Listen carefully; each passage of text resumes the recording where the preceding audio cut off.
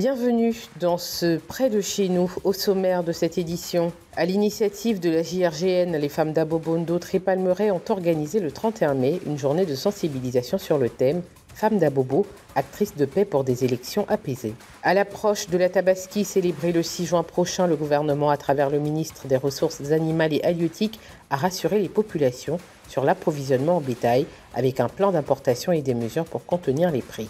Et en Côte d'Ivoire, la journée mondiale sans tabac 2025 est célébrée sous le thème « Produits du tabac et à base de nicotine, démasquant les tactiques de séduction de l'industrie du tabac ». Les femmes battantes de la jeunesse pour la renaissance du Grand Nord se sont mobilisées le 31 mai à Abobo Ndottré-Palmeraie autour du thème « Femmes d'Abobo, actrices de paix pour des élections apaisées ». Cette journée de sensibilisation tenue en différé de la fête des mères a rassemblé chefs communautaires, autorités locales et habitants. Ce qui nous motive, c'est par rapport aux élections passées. Nous voudrons que cette fois-ci, voilà, les autorités même prennent conscience. Parce que nous, les femmes, pendant la crise post-électorale, c'est nous qui souffrons beaucoup. Si ce n'est pas nos maris, ce sont nos enfants. Donc cette fois-ci, nous voudrons la paix en Côte d'Ivoire. Cette fois-ci, nous voudrons 0 mort en Côte d'Ivoire. L'événement parrainé par le docteur Koromati Non a mis en lumière le rôle central des femmes dans la préservation de la paix. Vous savez, l'occasion de la fête des mères était passée. On a voulu donc rattraper pour régulariser ça avec nos mamans qui sont là, venir leur montrer donc leur importance qu'elles ont dans la société. Mais l'autre volet, c'est surtout le thème sur lequel était placée donc cette fête cette année, c'est-à-dire, comment on appelle ça, la recherche de la paix et de la stabilité. Donc c'est un thème qui nous a vraiment séduit, d'autant plus qu'en Côte d'Ivoire, en 2025, nous sommes en train de partir à des élections et les femmes aspirent à des élections apaisées, à un climat social apaisé pour le bonheur de tous les Ivoiriens. Nous ne pouvons que nous associer à une telle initiative. Une mobilisation saluée par le président national de la JRGN, Bakayoko Moussa. À travers cette initiative, les femmes d'Abobo comptent faire entendre leur voix pour des élections sans violence.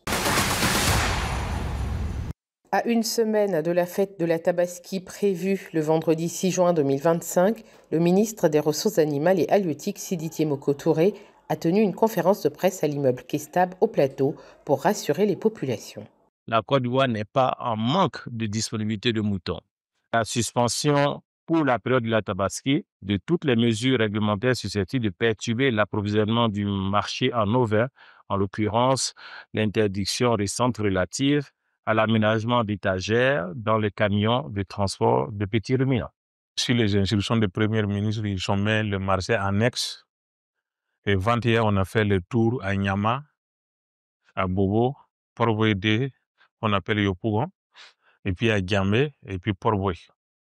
Quand on a visité le marché, c'est qu'on a vu sur le terrain, il n'y aura pas de pénurie. Il a également déploré l'impact des décisions unilatérales prises par certains pays de la sous-région tout en annonçant un plan stratégique exceptionnel pour assurer un approvisionnement suffisant du marché. Le Tchad, avec un important cheptel de plus de 38 millions d'ovins, s'est engagé à soutenir l'approvisionnement de notre pays. C'est le lieu de remercier ce pays frère. Le cheptel ivoirien est actuellement estimé à plus de 3 millions de têtes, mais la demande augmente fortement à l'approche de la Tabaski, avec environ 120 000 ovins nécessaires.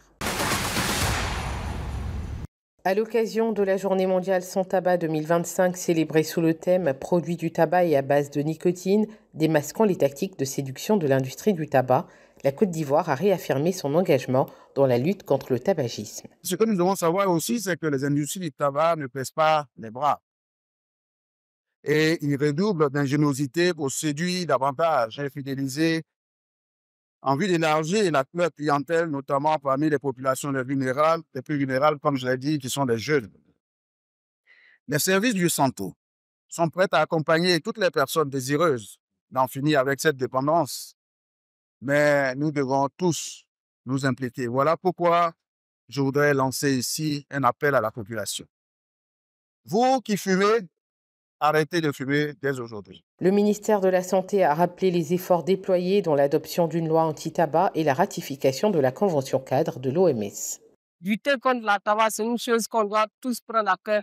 Et en tout cas, apporter notre contribution jusqu'à ce que, au moins, 90% des jeunes Ivoiriens ne soient pas touchés à ce fléau. Des lauréats ont été récompensés pour leur engagement et plusieurs actions de sensibilisation sont prévues dans les écoles, ministères et espaces publics.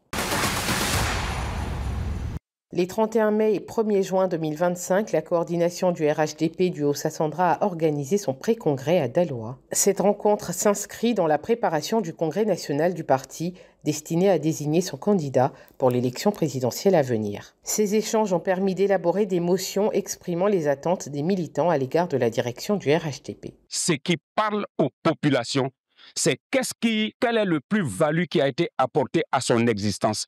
Et ce qui parle aujourd'hui à nos populations, c'est l'électricité, c'est les centres de santé de proximité, c'est les centres de santé de référence, c'est les CHR, c'est les hôpitaux généraux, c'est l'électricité. Parce que je voudrais vous dire qu'aujourd'hui, dans le Haut-Sassandra, nous sommes en train de rechercher plus de 40 campements où l'électrification doit arriver. Je dis bien campement, je n'ai pas dit village, je dis bien campement qui sont prévus pour être électrifiés. Voilà ce qui parle aux populations, pas nos grands discours. Le coordonnateur régional Mamadou Touré a pour sa part rappelé l'importance de ce processus démocratique interne qui renforce la cohésion et la légitimité du choix à venir. Alors, ce qu'on retient, c'est que pour les élections 2025, le candidat du Haut-Sassandra, c'est le président Alassane Ouattara. Ce qu'on retient, c'est l'engagement qui a été pris auprès de la direction du parti de faire en sorte que le président Ouattara gagne dès le premier tour.